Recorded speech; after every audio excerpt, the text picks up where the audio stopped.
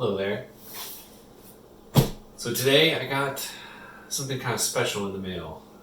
This is a keyboard, and not just any keyboard, but a rather special old keyboard, of course. And I thought I'd kind of share with you, well, me unboxing it, which is, I realize, not that exciting, so I'll probably speed this up, but from the pictures on eBay, I got the impression that this keyboard was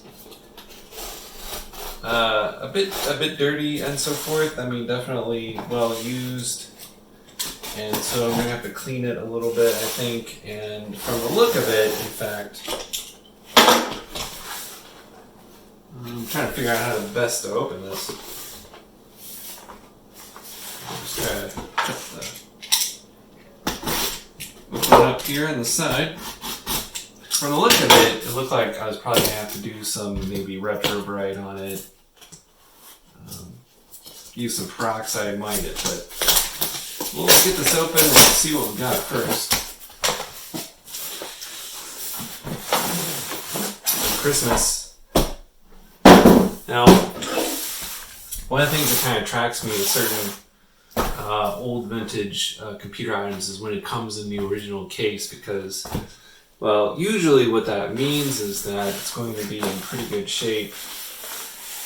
Shipping wise, it's much less likely to be damaged if it's in its correct shipping and storage container. Look at this. See, the foam holds it perfectly.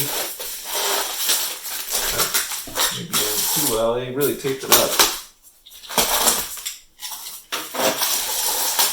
I always appreciate when eBay sellers do a good job with packaging.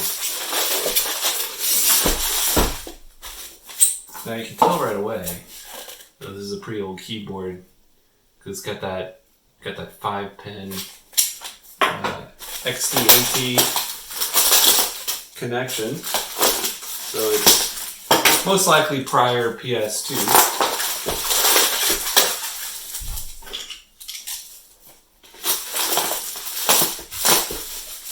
Try not to cut the keyboard or the cord here. Woo! Okay, here she is. So we've got a Monterey K101, and the reason why I paid $200, if you can believe it, for this keyboard, because these kinds of keyboards are actually getting to be somewhat rare, and the reason is these keys, or should I say key switches.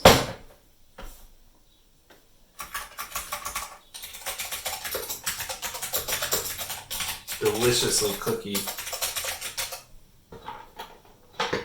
So I think what I'll do is, give me just a second, I'll grab some wipes. Usually when I get some used components, usually the first thing I do is use these Lysol wipes, and they do a pretty good job of just kind of getting the initial grime off.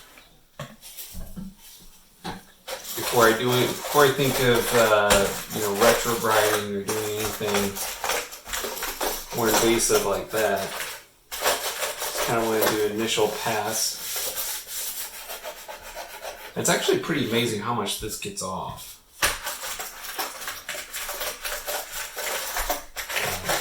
To do a really good, nice, thorough cleaning, I'm going to have to actually, of course, remove the keys. And I think I'll save that for another video, because I think, well, looking at it, actually, the color really isn't that bad. It looks pretty uniform. I have to take a closer look at the keys, but the keys definitely, you probably can't see it from the distance, but some of the keys definitely have quite a bit of grime on them, around the sides in particular.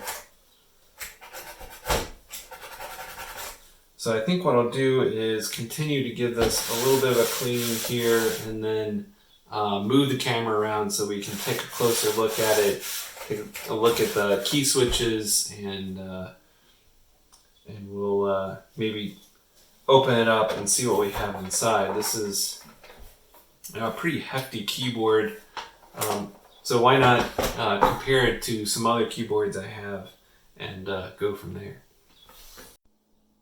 Alright, so I managed to clean it up a little more here, and I thought what we'd do initially is take a look at why I bought this keyboard in the first place, and that is of course the switches. Now these blue ALPS, SKCM ALPS, these are really nice tactile switches with a really good, nice little bump. The actuation force, I can't remember exactly what it is, but it's not very high. The switches are nice and smooth, and they're punchy. And I don't think that fully comes through in the video, but I think that the sound helps to convince you that these really are very nice, you know, punchy keys. Actually, I have, I'll show you a couple other keyboards here and compare it, but I do have a white ALPS keyboard that I think is, it's nearly as good as blue ALPS, not quite. The blue ALPS just have this quality to them. They just sound really, really good, and it just feels kind of like you're typing down through the keyboard or something. It just feels really good. But those Y ALPS I have are very good as well. So let's see. I have a feeling we've got probably a metal plate in here, because this is really solid. It's got these nice flip out feet that click into place, really satisfying click. I like that a lot. The only thing I might change is put maybe some rubber on these feet, but yeah, I mean, this keyboard's heavy enough that's not going to go anywhere. In fact, let's see how much it weighs.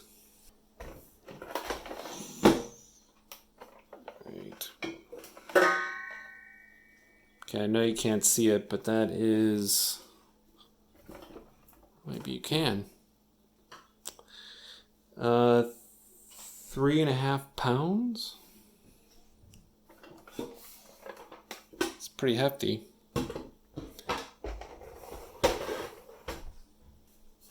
For comparison, I've got just this regular rubber dome AST keyboard, and we are looking at about 1.5 pounds there. So, yeah, it's an extra 2 pounds. How does it compare with the Model M? Model M's kind of the gold standard in heft. So we're looking at about 4 to 4.5 pounds, somewhere in that range for a Model M. So not quite the Model M level.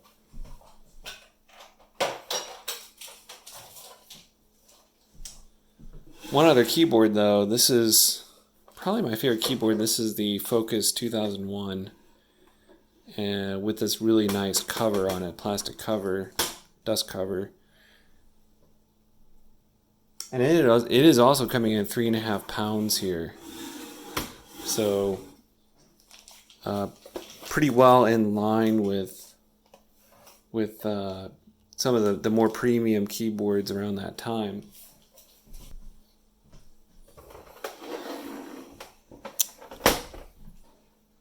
And one of the things I really like about this keyboard that I'm sure some other people aren't going to like all that much are these big arrows. Because this pretty much the only keyboard I know of that has these odd giant arrows on the keys. It just kind of stands out. I mean, it's an interesting design feature, an interesting aesthetic. Otherwise, the keyboard is pretty basic, pretty plain. I mean, it's almost like an archetype keyboard. At least, you know, back in the 90s, before they were all black and mostly cheap. Yeah, nice hefty, good switches, nice feet, really good solid construction, nice heavy plastic. Let's open it up real quick and see what's inside there. Something I wanted to point out actually while I'm back here. The switch ATXT. Well, there isn't actually a switch in there, but I assume at least on some of their Monterey models, they must have a switch. They can switch from AT to XT, and I've actually got that on that the other keyboard, the White Alps keyboard.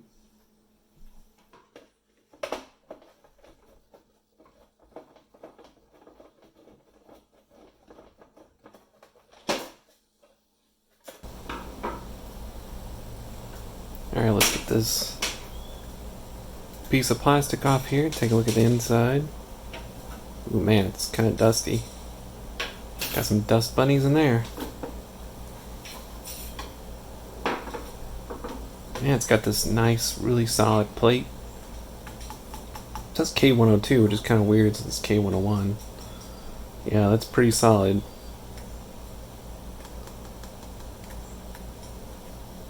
This nice plate probably helps give it its nice kind of deep sound with keys.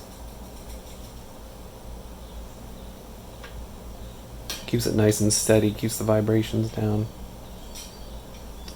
This thing really is dirty. I have to clean this out. You got some dust bunnies in here.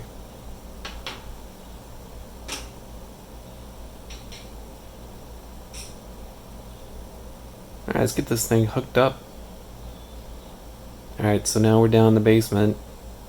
I did try to get this to work on a newer computer, but just refused to work. The PS2 to USB just would not do it. So this is native AT connector here on this 486. Let's crank up Windows 3.1. A little notepad. Do a little typing.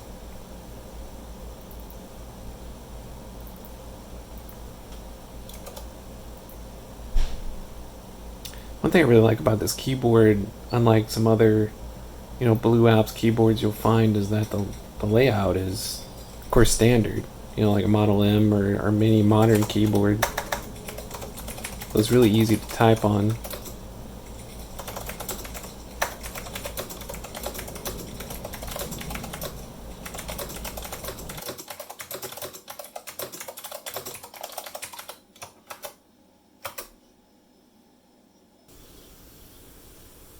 I want to wrap things up with a little sound test here. So first we've got rubber dome, regular rubber dome.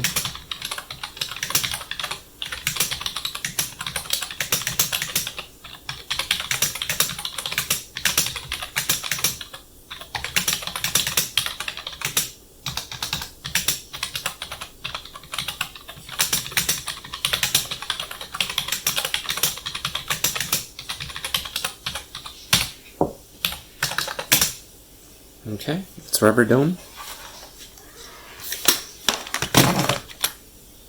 Alright, next up we've got the venerable Model M.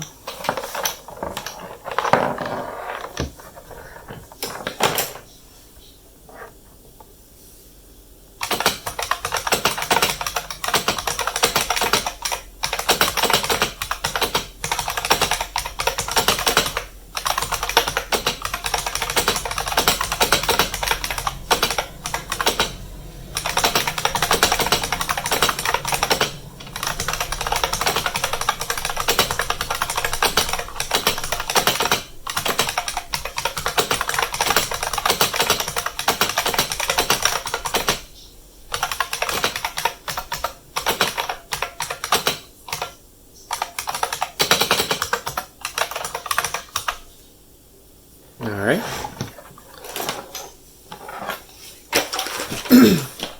Next up, I've got a White Alps keyboard. So this should sound the most similar to the Blue Alps. Maybe not quite as smooth, a little higher pitched, I believe. Still sounds really good, I think.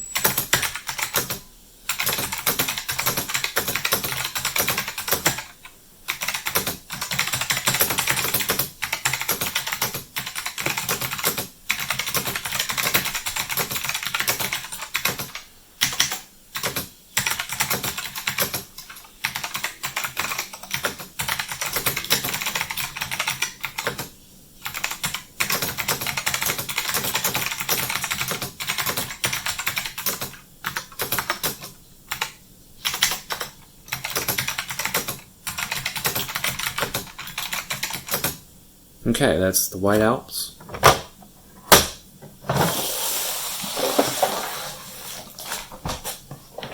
And last but not least are the Blue Alps. So this is the Monterey K101.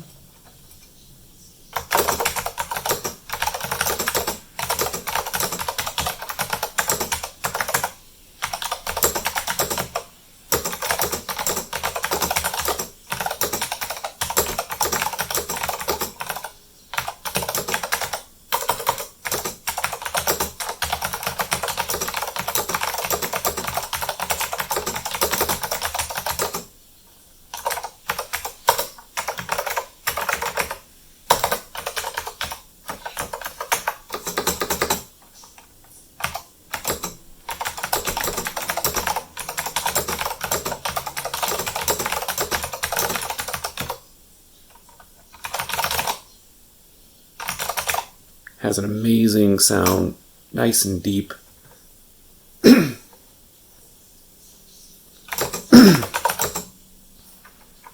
Okay guys, I think that just about wraps it up. So thanks again very much for watching, and hope you come around and look at some of the other videos, posting generally at least a couple times a week. So come back, check us out, and talk to you all later.